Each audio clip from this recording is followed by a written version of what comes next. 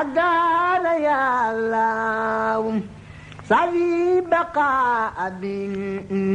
بفيك يا الله يا من له الأمر يا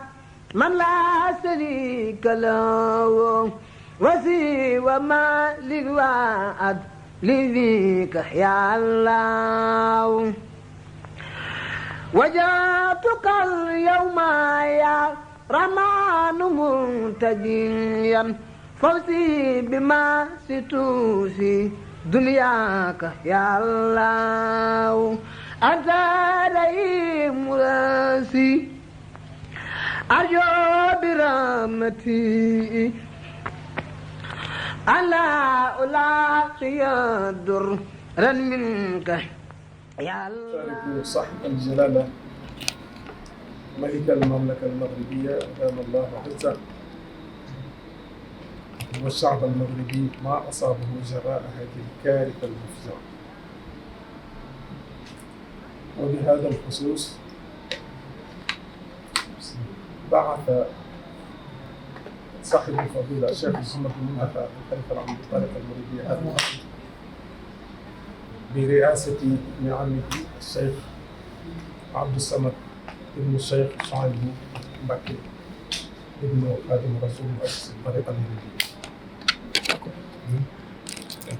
بعث صاحب الفضيلة هذا الوفد لتقديم واجب العزاء والمواساة نحو أشقائنا، نقول أشقائنا المتضررين في هذا الزلزال المدمر، وأيضا تصميم مساهمة رمزية إلى سعادتكم باسم الطريقة المغربية. هذا هو سبب الزيارة. ونختم هذا الخطاب بقراءة بيتين من قصائد الشيخ القديم مؤسس الطريقة المغربية: واشفي جميع المسلمين عاجلا ثم قهم خوفا وحزنا آجلا ونجهم وعافهم والطف بهم ولا توافقهم بالكفر بل بهم. هكذا نرفع أيدي التضرع سائلين المولى عز وجل أن يرحم الموتى ويخفف العناء عن المتضررين، وأن يحفظ المملكة المغربية الشريفة ملكا وشعبا وسائر بلاد المسلمين. السلام عليكم ورحمة الله وبركاته. Excellence, Monsieur l'ambassadeur, je m'en vais tout d'abord vous présenter la délégation que l'honorable Khalife général des Mourides, Serigne Mountakha Mbacké, a voulu envoyer auprès de vous, auprès de Sa Majesté, le roi Mohammed VI, que vous représentez ici. Il nous a demandé d'être conduit par son demi-frère, ici présent, l'honorable Serigne Abdou Samad Mbacké, fils de Serigne Chouaïbou, lui-même fils de Khadim Rassoul. Il est accompagné par Serigne Chouaïbou Mbacké, qui est le fils du Khalife général des Mourides, Serigne Abdou Khadir Mbacké, votre vieille connaissance, qui joue les intermédiaires entre lui et le royaume chérifien, et moi-même, Khadim Diop, son secrétaire général.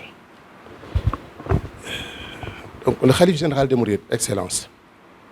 en composant cette délégation, a voulu en son nom propre et au nom de toute la communauté mouride et musulmane présenter à Sa Majesté, le roi Mohammed VI, que Allah le protège, ainsi qu'au peuple frère marocain, ses sincères condoléances à la suite du terrible tremblement de terre survenu dans la nuit du vendredi 8 septembre dans votre cher pays frère et ayant occasionné plusieurs pertes en vies humaines.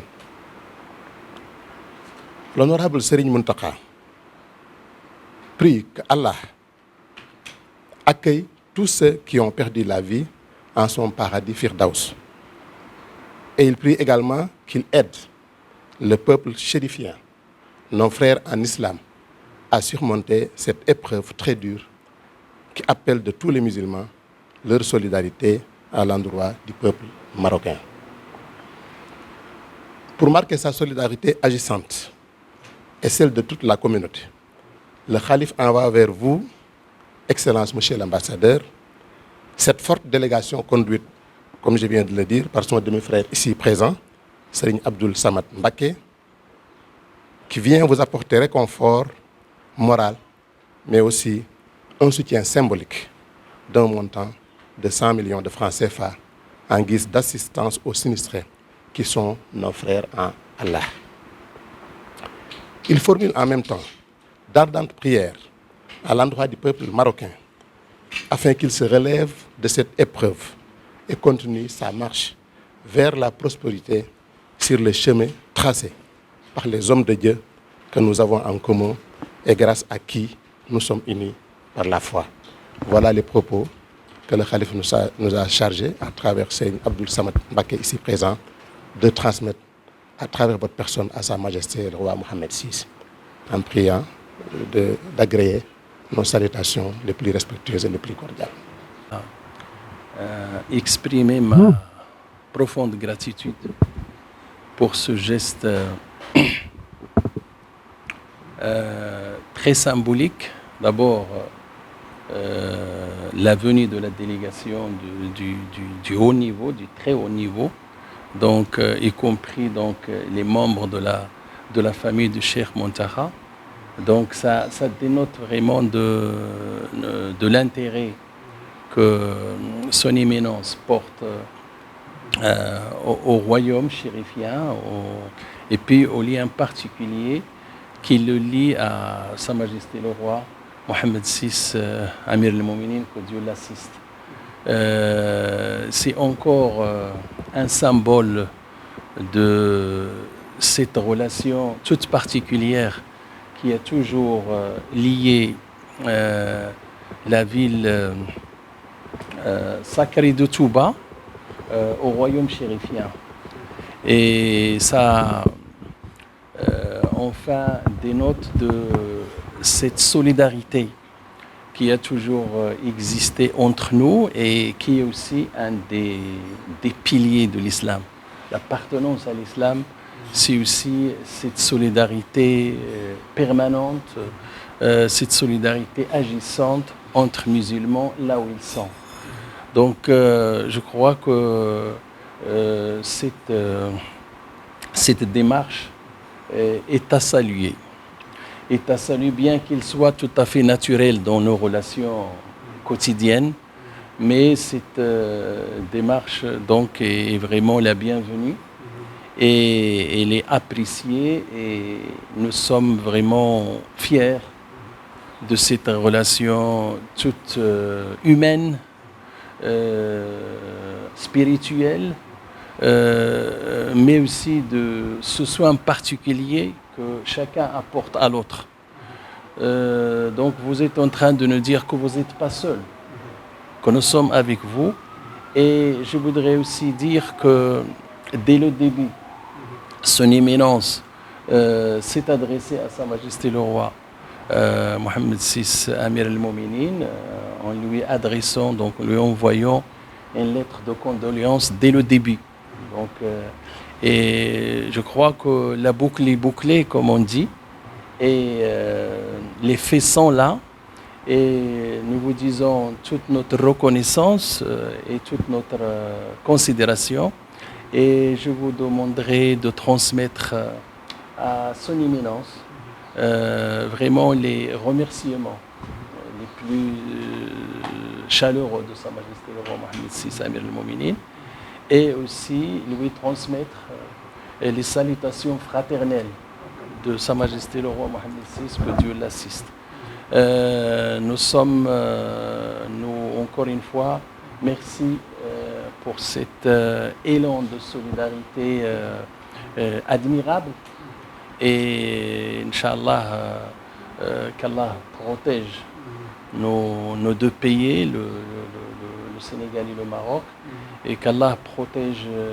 nos leaders, et qu'Allah donc nous rassure dans nos pas et nous permette vraiment d'aller de l'avant sur le plan de la paix, de la sécurité, de la prospérité والسلام عليكم ورحمة الله تعالى وبركاته. لله رب العالمين والصلاة والسلام على الهادي الأمين سيدنا مولانا محمد المكين وعلى آله وصحبه ذوي الرضوان والتمكين. السلام عليكم ورحمة الله تعالى وبركاته. bokki jullit yëpp noo ngi leen di nuyu tey nag ñu ñëwoon fii ci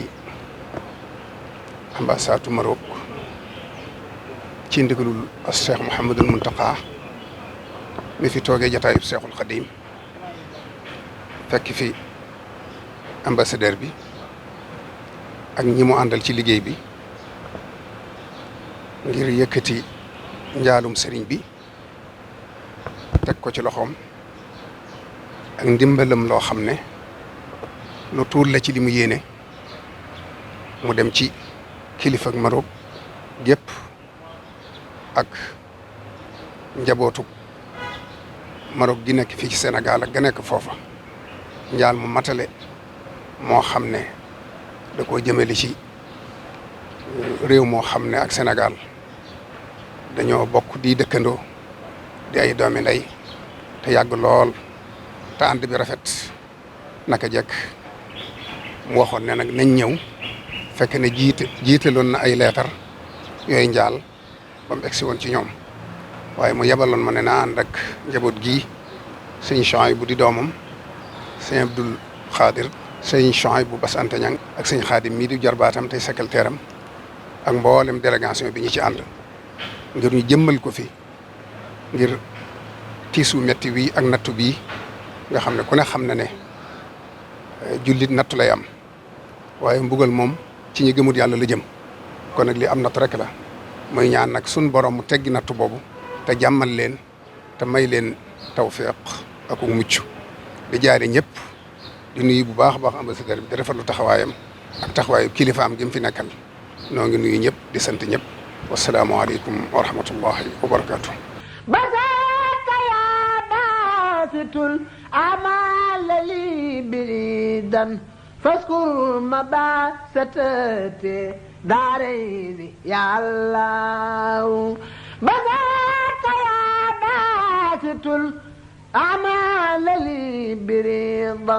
فاذكر مباسطتي دارين يا الله قبلت يا قافل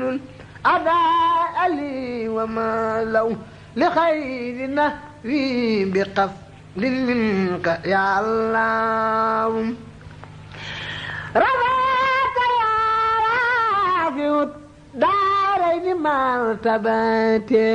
بلا انقفال بفضل منك يا الله.